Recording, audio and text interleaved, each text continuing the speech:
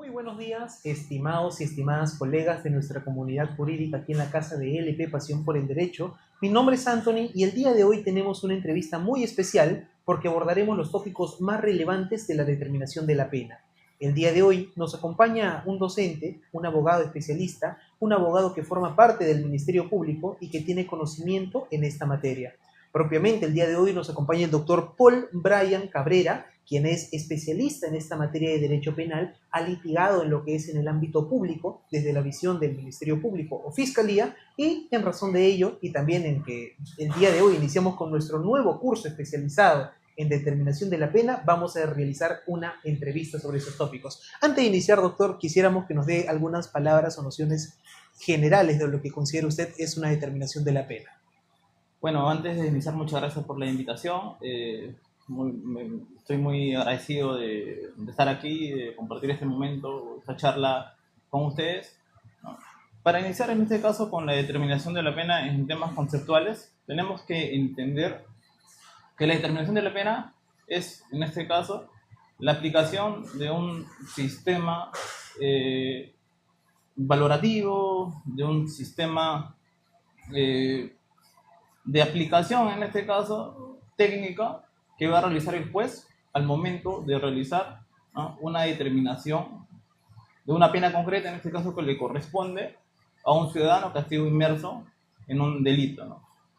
Al respecto, en nuestra normativa actual existen dos formas de determinar la pena, ¿no? La primera es mediante el sistema de tercios, que fue creada mediante ley, en este caso, 70.036, en el año 2013, y la otra forma, que es una nueva forma de determinar la pena, es en este caso a través del sistema escalonado, ¿no?, que ha sido en este caso promulgada o establecida mediante el Acuerdo Plenario 1/2023, ¿no? Entonces, básicamente, eso es determinar la pena conceptualmente.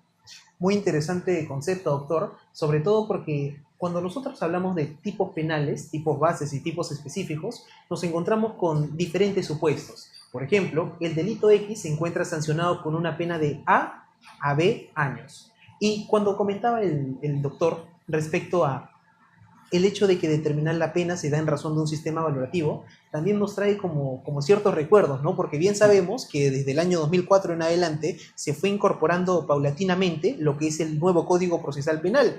De hecho, aquí en la ciudad de Lima, recientemente se ha estado incorporando en algunos juzgados y consecuencia de ello todavía nos encontramos con juzgados liquidadores. Y bueno, en razón de que ya no nos encontramos en un sistema ciertamente inquisitivo, nos encontramos más en uno garantista y adversarial, surge la pregunta, por ejemplo, si un delito tiene una pena de 6 a 20 años, ¿cómo podría el juez determinar de una manera justa, por así decirlo, la pena concreta para el delito citado? Ya. Primero debemos entender que para determinar la pena, toda pena tiene una pena concreta, ¿no? Establece un mínimo y un máximo. En este caso, para que un juez determine la pena concreta que le va a corresponder a un ciudadano, ¿no?, tiene que partir de la pena abstracta, ¿no? Es decir, en este caso de 6 a 20, el ejemplo que consignas. ¿Qué es lo primero que va a valorar antes de determinar la pena? La pena abstracta, y de ahí verificar si en este caso, concurren circunstancias que van a quizás disminuir o incrementar la punibilidad, ¿no? Como es el caso de la tentativa, la responsabilidad restringida, ¿no? Y verificar si existen atenuantes, verificar si existen agravantes, ¿no? Y a partir de ahí es donde tiene que él realizar, en este caso, la pena concreta, individualizar la pena concreta. Muy interesante apreciación, doctor, y ello lo concordamos con el hecho de que, si bien una conducta puede ser realizada por múltiples personas y aparentar tener el mismo resultado, y cada caso en concreto varía. Por eso nos vamos a encontrar con figuras como antecedentes, atenuantes, agravantes, antecedentes específicas y antecedentes genéricas. Por ello, estimados y estimadas colegas, les recordamos que el día de hoy vamos a iniciar con nuestro nuevo curso especializado en determinación de la pena, donde abordaremos con mayor profundidad respecto a esos tópicos. Así que, manteniéndonos en este hilo, doctor, surge la pregunta, una pregunta muy interesante, ¿no? Supongamos que la persona que cometió este delito, que se encuentra entre los 6 y 20 años de condena, no tiene ningún antecedente penal, tiene menos de 21 años y es una persona que ciertamente se nota que ha cometido un error. El juez, ¿cómo valoraría estos hechos para emitir una sentencia condenatoria ciertamente no tan gravosa para esta persona. Conforme lo señala el artículo 45 y 46 del Código Penal, no, se establece que el no contar con antecedentes, no, es un atenuante genérico. ¿No? Entonces, si a esta persona se le va a sancionar por un delito, ¿no? aplicando el sistema de tercios, y solo encontrando en este caso únicamente atenuantes, ¿no? la pena a interponerse va a aplicarse dentro del mínimo legal. ¿No? Ese es el beneficio en este caso que se le da a una persona cuando no tiene antecedentes. Ahora, la responsabilidad restringida, ¿no? va a descontarse, ¿no? detrás del mínimo. ¿No? En este caso, si es responsabilidad restringida, se les cuenta un tercio de pena, ¿no? entonces va a ir la pena por el mínimo legal, ¿no? y esa es la pena que le va a corresponder. Y es muy beneficiosa en este caso para el procesado, porque finalmente va a tener una pena justa, mínima, y quizás no, al aplicarse esto no vaya directamente a un centro penitenciario, sino que quede en libertad al aplicar este descuento, ¿no? que se le ha reducido. Eso es muy interesante, doctor, y sobre todo cuando hablamos de cuál es el objetivo de las condenas, ¿no? El objetivo de que una persona sea condenada, sentenciada, es que sí, pierda su libertad o algunas de sus libertades que puede llegar a tener, pero también de que se resocialice. Es decir, que más adelante pueda ser reinsertada en la sociedad y de esta manera se convierta en un ciudadano de bien que no va a cometer los mismos errores. Entonces, surge también una pregunta muy interesante, ¿no? ¿Por qué cuando el juez realiza lo que es esta valoración al momento de emitir su sentencia, debe explicar cómo llegó a la pena concreta? Listo. Partiendo desde la idea general que habíamos explicado, ¿no? existen en este caso dos sistemas para determinar la pena. ¿no? En ambos sistemas se establece de forma numérica, analizándose, ya lo había dicho, las circunstancias que agravan, que reducen la punibilidad. Entonces, si un juez no realiza un buen análisis de la determinación de la pena, ¿no? finalmente esa sentencia, esa resolución no va a ser debidamente motivada, ¿no? y al no ser debidamente motivada va a devenir de arbitraria, ¿no? y vamos a incurrir en este caso a lo que se hacía antes, ¿no? Antes de la promulgación de la ley 70.036 del año 2013, ¿no? los jueces no tenían un criterio para definir las penas, ¿no? Si la pena era, no sé, de 6 a 20 años, ¿no? el juez, ¿no? como se dice en el rol popular, a ojo de buen cubero, ¿no? determinaba el rango que le correspondía, ¿no? ¿Y qué pasaba en esos casos? De que habían distritos fiscales, por ejemplo, Lima Sur, Lima Este, donde las penas, ¿no? en hechos similares, en hechos parecidos, ¿no? resultaban siendo totalmente diferentes. En uno podría ser 8 años, en otro podría ser 12 años, entonces no habría una uniformidad de criterio al momento de determinar la pena. ¿no? Es por eso de que toda determinación de pena tiene que ser debidamente valorada y analizada mediante esas circunstancias que ya se ha ido mejorando. Muy, muy interesante, doctor.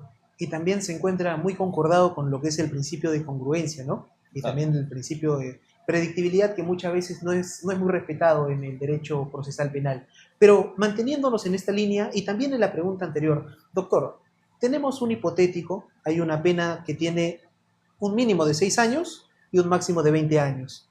¿Es posible que el juez se vaya por debajo de esos 6 años?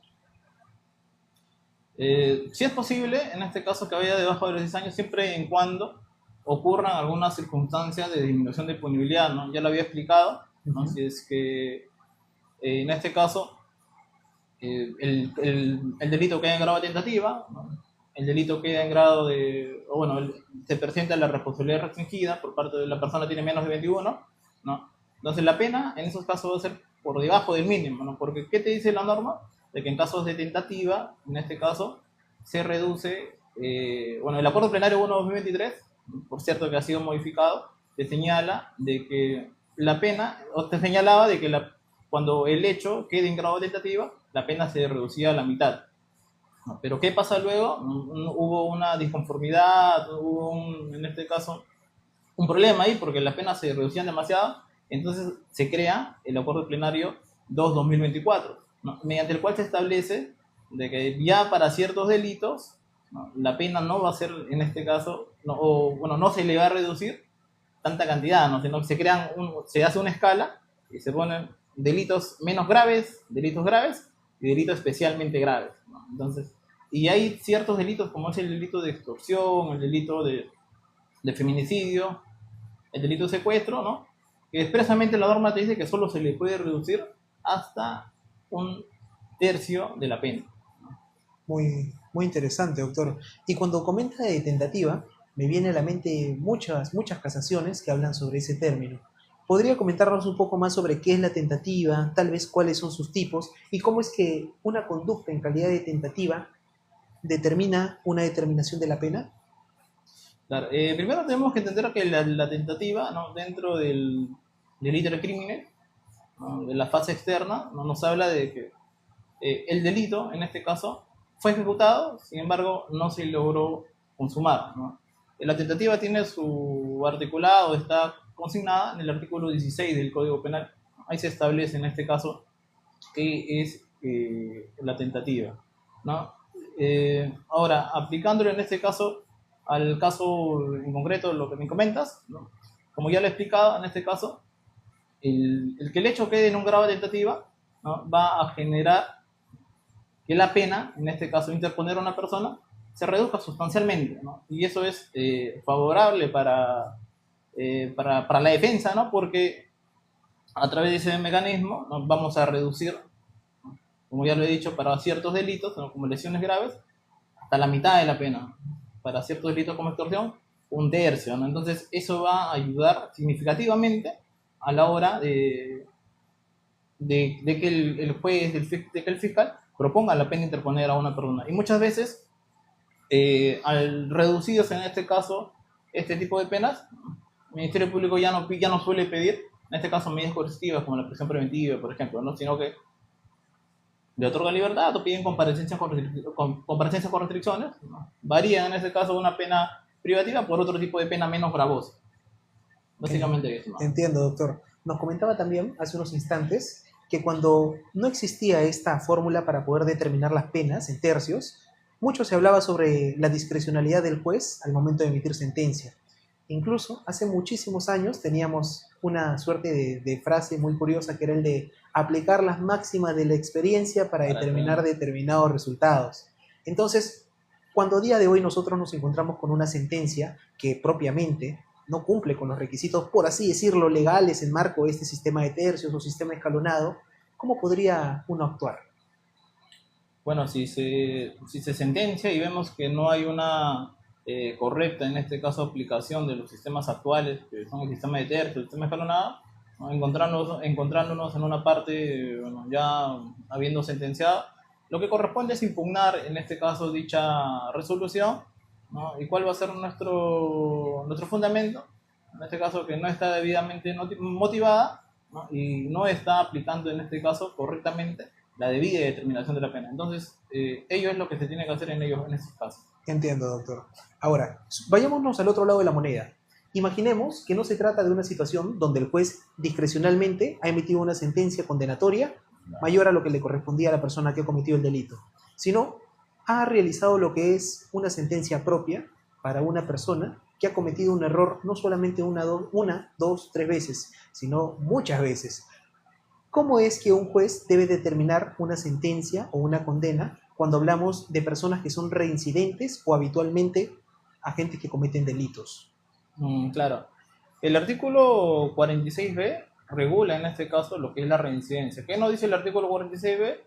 Que la persona que ha sido condenada o está cumpliendo su proceso en parte, ¿no? Vuelve a cometer un delito doloso, ¿no? Como castigo, en este caso, y ahí en un lapso de 5 años, ¿no? Hace referencia, ¿no? Como castigo de este caso se le va a incrementar la pena hasta la mitad de un máximo legal. Ese es, en este caso, el castigo que se le da a un ciudadano que vuelve a cometer un delito doloso, ¿no? Este es en el primer párrafo. En el segundo párrafo, en este caso, ¿qué nos dice la norma? Es que no importa ya el tiempo establecido de 5 años, sino que va a haber ciertos delitos en el cual no va a operar ese tiempo, sino que igual se le va a imponer la pena, no importa hayan pasado 5 años, pero nos habla de ciertos supuestos, ¿no? Son muchos artículos que menciona, pero tenemos como ejemplo el delito de hurto agravado, robo agravado, el delito de extorsión, ¿no? Pero, ¿qué diferencia del el primer párrafo al segundo párrafo? Es que el segundo párrafo es más drástico incluso. ¿Por qué? Porque te dice, del máximo legal, puedes aumentarle 2/3 de pena, ¿no? Entonces ahí la situación ya es más gravosa, ¿no? Y cuando tenemos ese tipo de casos, el juez tiene que partir, no de la idea, no de frente, ver el tema si tiene antecedentes, ¿no? Verificar si se cumplen en este caso los supuestos del artículo 46b, y a partir de ello va a ser su margen punitivo, ¿no? Pero partiendo del máximo legal, ¿no? Es decir, si es de la pena de 6 a 20 años, vamos a partir de 20 años, y esos 20 años vamos a adicionarle una mitad o 2/3 de la pena, ¿no? Y en ese rango es donde vamos a determinar la pena, ¿no? Muy interesante, doctor. Entonces, estimados y estimadas colegas, es muy importante conocer cómo uno debe actuar cuando nos encontramos con una persona que ha reincidido en la comisión de delitos. Ahora, adicionalmente les recordamos, antes de seguir con las interrogantes, que el día de hoy, estimados y estimadas colegas, vamos a iniciar con nuestro nuevo curso especializado en determinación de la pena, así que todavía pueden inscribirse. Les recordamos que abordaremos los tópicos más relevantes para calcular una pena concreta para un delito en específico. Vamos a abordar los tópicos como lo son sistema de tercios, sistema escalonados, de la mano de la mejor plana docente de LP Pasión por el Derecho, por lo que les invitamos a dejar la palabra información para que de esta manera el área de ventas se comunique con ustedes y le brinden mayores detalles respecto al caso. Ahora, doctor, manteniéndonos en este tópico y pasando al rol de las partes más propiamente, tanto abogado defensor como Ministerio Público, surge el interrogante: ¿la determinación de la pena es solo relevante para los jueces o también es importante para los litigantes conocerla?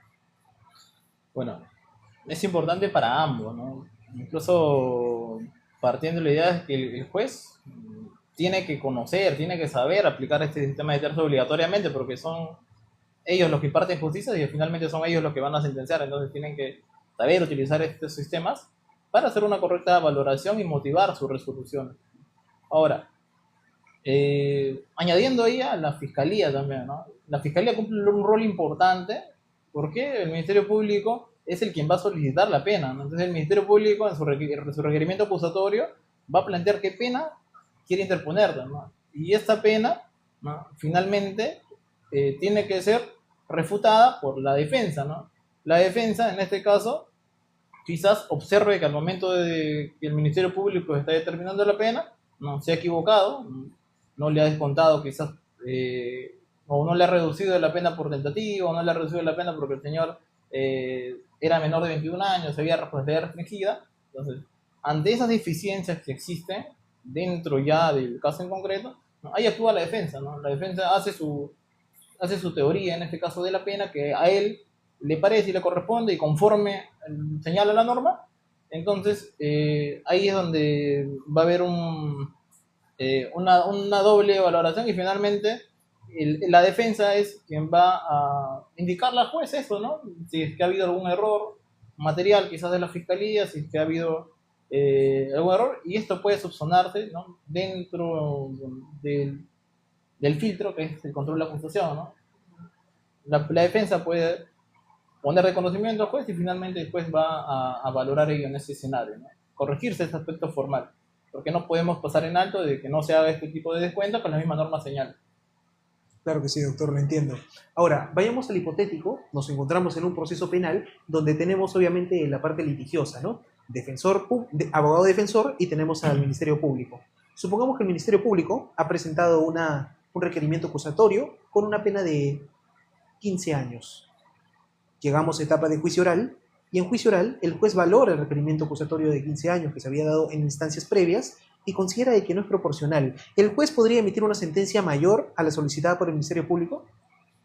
El juez en este caso es garante de que se cumpla lo que señala la norma, ¿no? Entonces el juez no puede guiarse de lo que el Ministerio Público pide, ¿no?, sino que el juez tiene que hacer una valoración directamente él desde su punto de vista.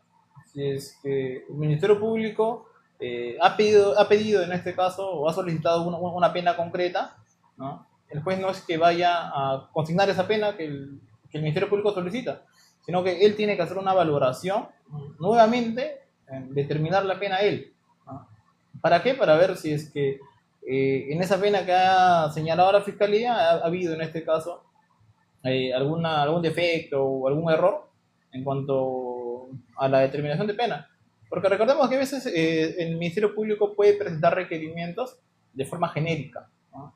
Presenta, por ejemplo, solicita pena de 8 años de pena privativa de libertad, ¿no? Pero en este caso el delito quizás le había quedado en 7 años con 20 días, ¿no? Pero no, claro, 7 años, 9 meses con 20 días. Entonces el fiscal, para redondearlo, no le pone 8, ¿no? De forma genérica. Pero recordemos que para hacer una correcta determinación de la pena, no solo es hacerlo en meses, sino también es hacerlo en meses y días, ¿no? Porque si una persona va a ir, en este caso, presa a un establecimiento penitenciario, ¿no? Todos los días cuentan, ¿no? Entonces, restarle esos 10 días de diferencia, ¿no? Quizás para la defensa no sea mucho, pero para una persona que va a estar detenida en un centro penitenciario, ¿no? 10 días son casi 2 semanas que va a estar preso, y entonces ahí talla el tema de la interrogante que me indicas, ¿no?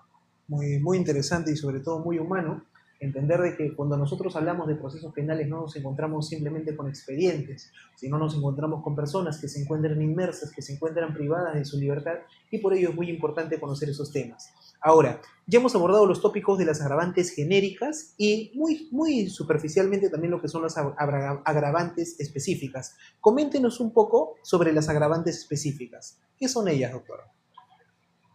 Bueno, las agravantes específicas, ¿no? A diferencia de las agravantes genéricas que se encuentran en el artículo 46, ¿no? Son agravantes que lo especifica el mismo, bueno, la misma norma, ¿no? Por ejemplo, como agravantes específicas tenemos el delito de robo, ¿no? Que tiene como agravantes el artículo 189, el robo agravado, que te señala, en este caso, agravantes específicas para el delito, ¿no? Está, por ejemplo, el que participen dos o más personas, el de haber lesionado a la víctima al momento de ejercer el hecho, de que sea de noche, ¿no? Entre otros agravantes que señalan, ¿no? Pero yendo a tu pregunta, esos son lo que son agravantes específicas, agravantes que te señalan la misma norma penal.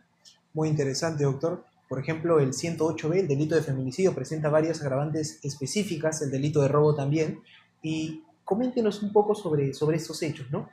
¿Cómo un juez puede determinar? Vayamos al hipotético.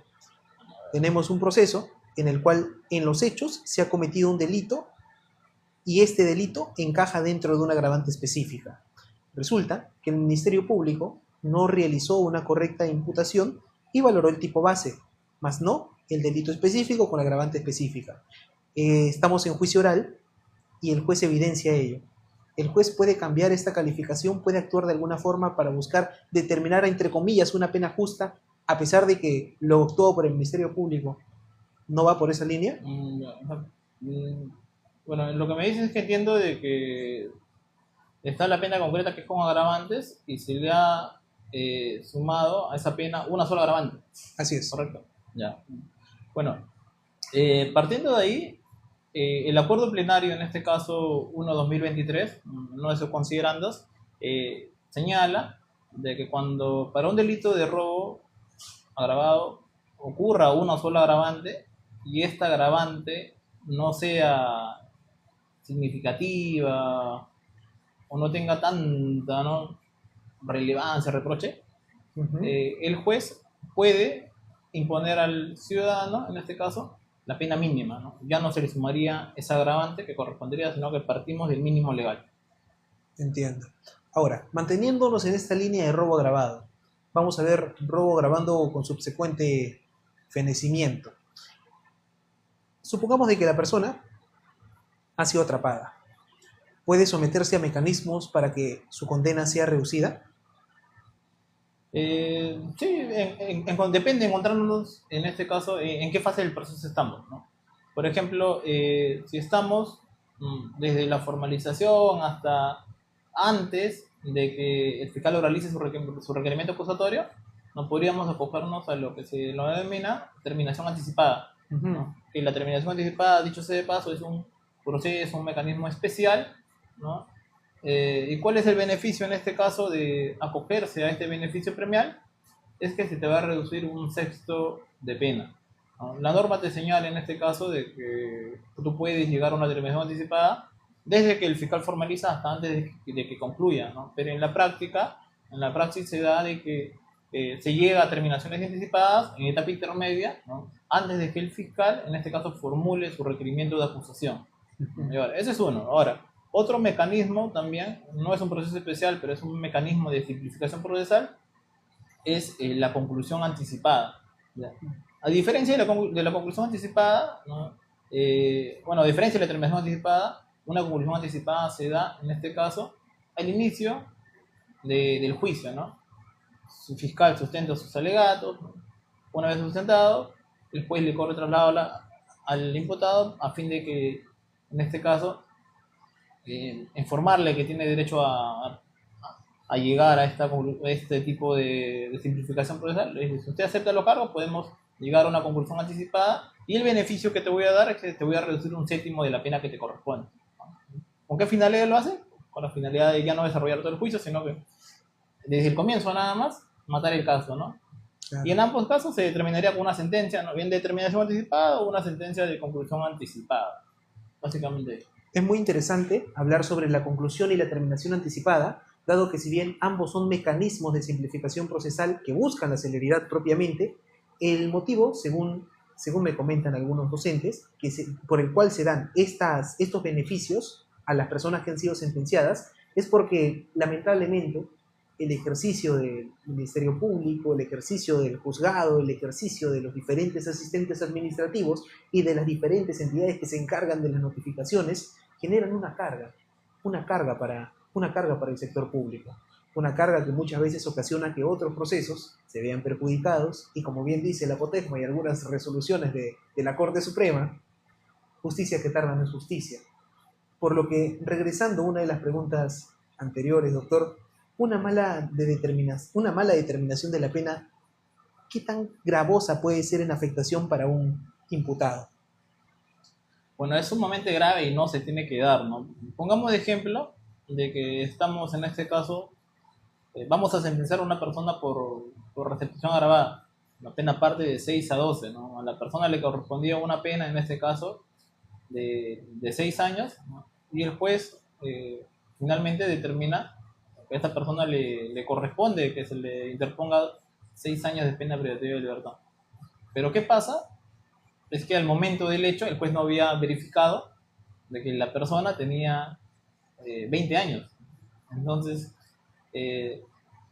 si partimos en este caso de 6 años y vamos a reducirle, en este caso, lo que te señala la norma respecto a la responsabilidad restringida, ¿qué te dice la responsabilidad restringida? De que si una persona menos de 21 años, ¿no?, comete un delito, va a haber un beneficio en este caso para esta persona. ¿Por qué? Porque se le va a reducir un tercio de la pena. Entonces, si partimos de 6 y le reducimos un tercio de la pena quedaría en aproximadamente 4 años con 2 meses, y al quedar en este caso 4 años con 2 meses, la pena ya no sería efectiva, ¿no?, sino sería suspendida, porque recordemos de que se da una pena efectiva cuando supera los 5 años, ¿no? Pero si está por debajo del mínimo de 5 años, se le puede poner otro tipo de pena, no necesariamente la pena privativa de libertad, sino una pena restrictiva, una pena limitativa de derechos, una pena multa, ¿no? Variar esa pena, ¿no?, que es más gravosa que la efectiva, y es lo que ni un ciudadano quiere, en este caso,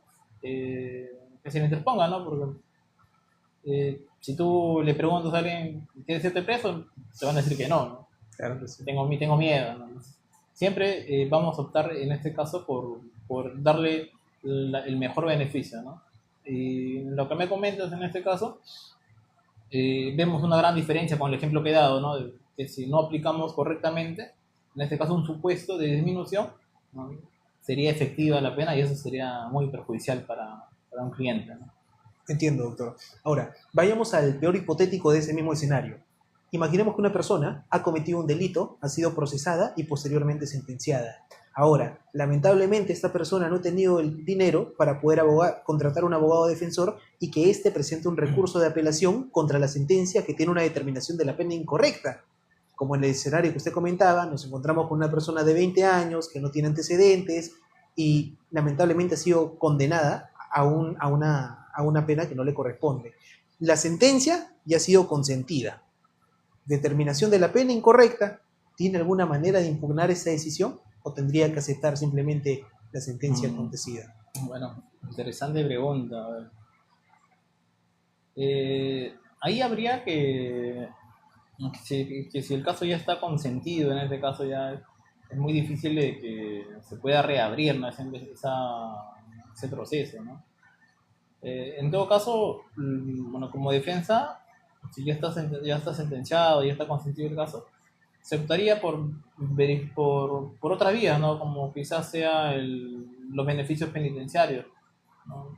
Tratar ya de irnos por ese lado, ¿no? No tanto en el tema de que no se determinó correctamente la pena, sino irnos por otro lado, como son los beneficios penitenciarios, eh, libertad condicional, ¿no? La semilibertad, irnos por ese lado, creo yo. Claro que sí, Mi doctor. criterio. Muy interesante respuesta, sobre todo porque, estimados colegas, recordemos que en el derecho procesal penal nosotros nos encontramos con el principio de preclusión, un principio que no nos permite que nosotros actuemos en una etapa que ya no corresponde porque ya se nos pasó el plazo. Por eso los plazos en el nuevo Código Procesal Penal, los plazos en las diferentes actuaciones procesales son muy importantes. Y por ello, estimados y estimadas colegas, les recordamos que es muy importante conocer el cómo determinar correctamente una pena. Imaginemos que, tal como comentamos hace unos instantes, una persona es condenada con una determinación incorrecta. Obviamente, acudir a una instancia superior cuando ya se te venció el plazo de apelación no va a ser lo idóneo. Tendrías que acudir a acogerte a beneficios penitenciarios. Pero si habrías conocido en profundidad lo que es la determinación de la pena, habrías podido cuestionar la sentencia emitida. Por lo que sí, estimados colegas, les recordamos que el día de hoy estamos iniciando con nuestro nuevo curso especializado en determinación de la pena y que si quieren recibir mayor información de este nuevo curso especializado podrán hacerlo dejando la palabra información en lo que son los comentarios. Así que sí, vamos agradeciendo a todas las personas que se encuentran conectadas con nosotros y vamos a continuar en este sentido con la entrevista. Doctor, una mala determinación de la pena podría ocasionar que una persona reciba una prisión suspendida cuando le corresponde una efectiva. Eh, Podría darse el caso, ¿no? De que le corresponda, pero no suele darse tan a menudo, pero de ser el caso en concreto, el beneficiado sería el procesado, ¿no? ¿Y quiénes serían los agraviados? En este caso la sociedad, ¿no? Porque si un fiscal o un juez ha determinado incorrectamente la pena, ¿no? Va a generar un mal sabor, un mal sazón a la sociedad, quienes van a cuestionar en este caso esa medida que han tomado, ¿no? Uh-huh. Ahora, doctor, supongamos de que no es ese el caso, nos encontramos en una situación donde se ha determinado la pena de manera incorrecta en contra del sentenciado, se ha aplicado incorrectamente tal vez el sistema escalonado. No está vencido el plazo de apelación. ¿Cuál sería la fórmula que debería presentar la defensa del sentenciado en este caso para poder hacer que se valga este derecho en una correcta determinación de la pena? Bueno, tenemos que impugnar esa resolución Uh-huh. y en este caso fundamental en que no sea motivado debidamente la resolución, ¿no? En cuanto al aspecto de determinación de la pena, ¿no? Porque recordemos de que si hay una falla en cuanto a este aspecto que es la determinación de la pena, ¿no? Tenemos en este caso instancias, ¿no? Y si el juez de primera instancia se ha equivocado al momento de sentenciar, ¿no? Va a haber un superior, en este caso que es la sala, ¿no? Quienes van a corregir dicho aspecto. Entiendo, doctor. Ahora, manteniéndonos en esta línea, pero supongamos de que el que se equivocó no ha sido el juez en el momento de emitir sentencia, sino fue el Ministerio Público. Supongamos de que el Ministerio Público, de manera incorrecta, ha realizado una determinación de la pena muy alta, ha colocado el máximo como requerimiento del máximo, sin valorar el criterio de las atenuantes genéricas y sin valorar las circunstancias concretas del caso. En este escenario, la estrategia que debería plantear la defensa, ¿cuál sería? Bueno, depende en el escenario donde nos encontremos, ¿no? Si estamos propiamente en la etapa intermedia, ¿no? Podríamos plantear un control formal, ¿no? Sustentando en que el Ministerio Público, ¿no?, se ha equivocado al momento de determinar la pena, ¿no? Y oralizaríamos en ese aspecto, ¿no?, cómo es que se ha tenido que determinar la pena. Finalmente, ¿no?, el juez va a escuchar la posición del Ministerio Público, defensa, ¿no?, y él también tiene que arribar a una conclusión, ¿no?, bien favorable o bien desfavorable, pero tiene que dar, en este caso, razón de ambas posturas, ¿no? Claro que sí, doctor. Vamos, si tuviera que explicar en este caso, con un caso simple, ¿qué paso seguiría para pasar de una pena abstracta a una pena concreta? Bueno, como ya lo había indicado al comienzo, en este caso, todo delito tiene un margen punitivo mínimo y un margen punitivo máximo, ¿no? Nosotros, para analizar en este caso, para determinar la pena, tenemos que ir al Código Penal, verificar, ¿no?, cuál es la pena para el delito, para el hecho en concreto que vayamos a realizar, ver en este caso si se presentan circunstancias que disminuyen o agravan la punibilidad, ¿no?, como es la tentativa, como es en este caso la responsabilidad restringida, ver si concurre alguna agravante cualificada, como es la reincidencia, habitualidad, ver si existen, ¿no?, atenuantes, agravantes, ¿no? A partir de haber analizado todas esas circunstancias, ¿no?, es que nosotros tenemos que individualizar la pena concreta recién, ¿no? Es decir, que tenemos que hacer un análisis previo de que si concurre alguna de estas causales para finalmente hacer nuestra pena concreta. Esa es la forma en que se tiene que elaborar una buena determinación de la pena. Entiendo, doctor. Ahora, yéndonos más al ámbito práctico respecto a la determinación de la pena, bien sabemos quien presenta la propuesta de sanción es el Ministerio Público a través de su requerimiento. Y el que debe absolver dicha propuesta de sanción es la defensa de la persona que está siendo investigada. Supongamos de que la persona que está siendo investigada ha contratado a un abogado que ha presentado un escrito en el cual se detallan circunstancias atenuantes que no corresponden al caso en concreto, circunstancias que son totalmente ajenas, circunstancias que obviamente no deberían disminuir la punibilidad. En este escenario, ¿es propio de que se le curse un mensaje al colegio de abogados para que se le sancione a este abogado por este tipo de conductas?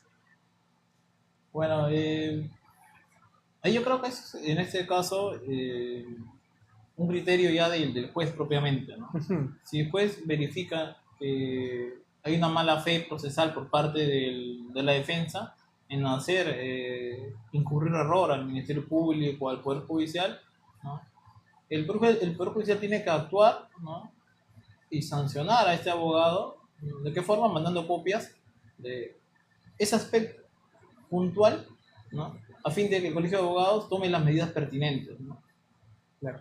Entonces, básicamente es ello. Sí se debe castigar a un abogado que actúa de mala fe procesal, ¿no? Pero como te digo, será a criterio de juez, ¿no? Porque hay jueces que son bien pegados a la norma, que mandan de frente copias, ¿no? Pero hay otros jueces que quizás sean un poco más flexibles en ese caso, no digan, quizás esa forma de defender, pero no es lo correcto, ¿no? Se sugiere no realizar ese tipo de situaciones, ese tipo de hechos. Claro que sí, doctor. Y ya para ir cerrando con esta pequeña entrevista que hemos desarrollado el día de hoy, primero que nada agradecemos a todas las personas que se encuentran conectadas con nosotros y les recordamos que el día de hoy iniciamos con nuestro curso de determinación de la pena. Doctor, como última pregunta, ¿qué consejo le daría a los estudiantes que están encaminados para aprender en el ámbito penal, procesal penal y que quieren aprender respecto a lo que es la determinación de la pena? ¿Qué consejos le daría? Bueno, primero es que tienen que estudiar estos dos sistemas que hemos desarrollado durante toda la entrevista, ¿no?, que son el sistema de tercios y el sistema escalonado, ¿no? Quizás los futuros estudiantes, los que van a recién ser abogados, ¿no?, van a ver nuevas reformas, ¿no?, porque la determinación de la pena no es un caso que ya está cerrado, ¿no? No es que se haya cerrado en este caso, con los dos sistemas de tercios, el sistema de tercios y con el sistema escalonado, sino que este está yendo en mejora, ¿no? Está yendo acoplándose a la realidad en la que vivimos, ¿no? Por ejemplo, vemos en este caso el último acuerdo plenario 2/2024, ¿no?, que varió el tema de la disminución por tentativa, ¿no? Entonces, vemos desde que el 2013 salió el sistema de tercios, en el 2023 el acuerdo plenario 1/2023, mediante el cual aplica el sistema escalonado, ¿no? Entonces, vemos que esta reforma, yo creo que los futuros estudiantes, ¿no?, van a, en este caso, tener la oportunidad de analizar y finalmente también tener un criterio propio de ellos, pero tienen que partir desde la idea de que existen estos sistemas, ¿no? Y este aspecto tiene que ir mejorándose en el tiempo ¿no?, que vayamos a ser abogados. Tratar de mejorarlo, ¿no? Yo sé que los estudiantes van a hacer ello. Excelente, doctor. Muchísimas gracias por sus palabras. De igual manera, le agradecemos a todas las personas que han estado presentes el día de hoy. Nos despedimos.